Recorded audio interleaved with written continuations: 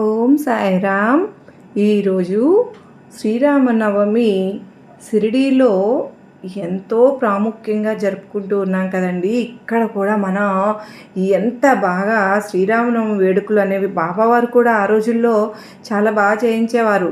సాయి చరిత్రలో ఈరోజు విశిష్టత ఏంటో తెలుసా ఫ్రెండ్స్? ఈరోజు 1912వ సంవత్సరంలో మార్చి 27వ తారీఖున శ్రీ సాయి చరిత్రలో ఏమి జరిగిందో మనం ఇప్పుడు స్మరించుకుందామండి.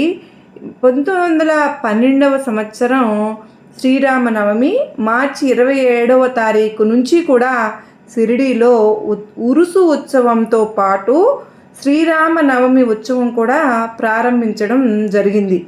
కృష్ణారావు జోగేశ్వర్ భీష్మ కాక మహాజని ఆయన్ని లక్ష్మణరావు కలిసి ఉరుసు ఉత్సవంతో పాటు శ్రీరామనవమి కూడా జరుపుకోవాలి అన్న తమ ఆలోచనలను బాబావారికి చెప్తారు.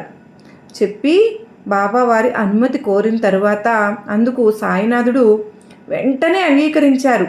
శ్రీరామనవమి రోజు మార్చి 27 భీష్మ గారు కీర్తనలు పాడటానికి మరియు కాక మహాజని హార్మోనియం వాయించడానికి సిద్ధమవుతారు. బాబా నింబారు అంటే గుర్తొచ్చిందండి. మా ఇంట్లో కనిపించేది, నేను పూలమాలలు వేసుకుని ఎప్పుడు కూడా మీరు చూస్తున్నారు కదా, నన్ను వేలు పెట్టి చూపిస్తున్నాను, అది నింబారు. ఆ నింబారు నుండి 2 మాలలు తీసి ఒకటి కాక మహాజనికి మరొకటి